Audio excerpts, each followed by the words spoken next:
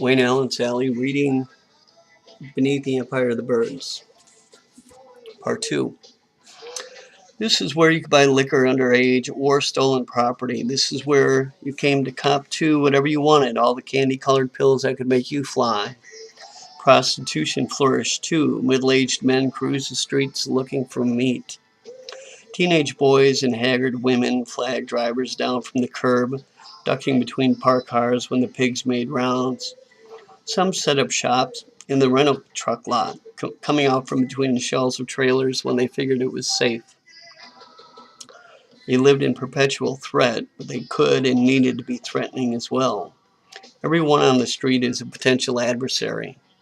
People would pretend to sell you a good time and then take you down.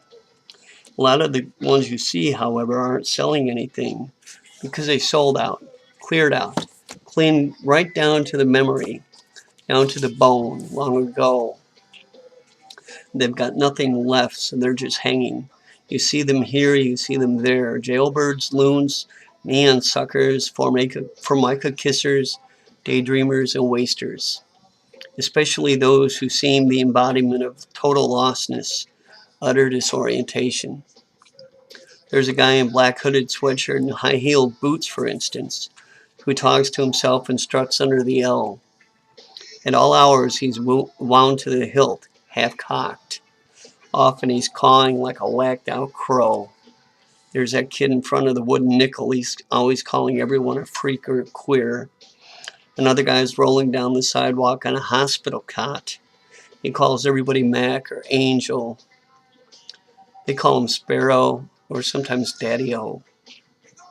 He's had a lot of names in his time. He's got his IV bottle and rack with him now, and he's smoking a cigar as usual. Then there's Dora from the Stratford Arms, dressed in the flowing white wedding gown she always wears.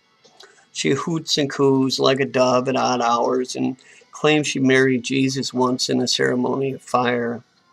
By day, the Broadway hawkers sell everything from melons and grapes to cassette tapes of screeching dance bands and celestial choirs. But the dancing here is not to their music. It's to the leitmotif of the hellishness around us. Champs with hard-ons beat the street. Cowboy heels click on the steel L station steps. Then there's the go-go booted birdwalk of the hillbilly teenage chicks, piping in tight jeans with pale freckled skin, thin lips, and lean jaws. They tower like egrets above the weeds that grow in the cracks of the sidewalks.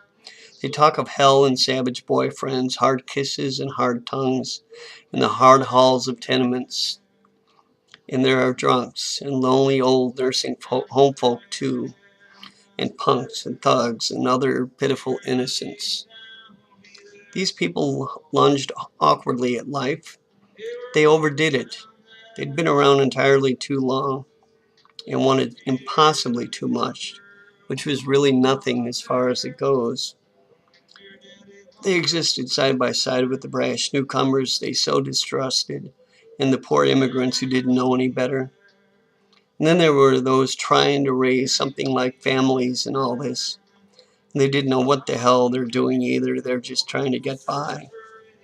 But it's not to say Uptown is a bad place. It's a good place because here is where I first learned compassion. Because if you live here, you have to wonder why everyone does not have it. Compassion, I mean. Because life here can be as brief and savage as a flash of light from a far-off gun. That beacon steering us home to a final harbor in self-destruction. But then the L roars over our heads and sparks flutter down and disappear like butterflies. There's beauty, too, in the dread, and the tendency is to tear oneself apart because of it. End of part 2.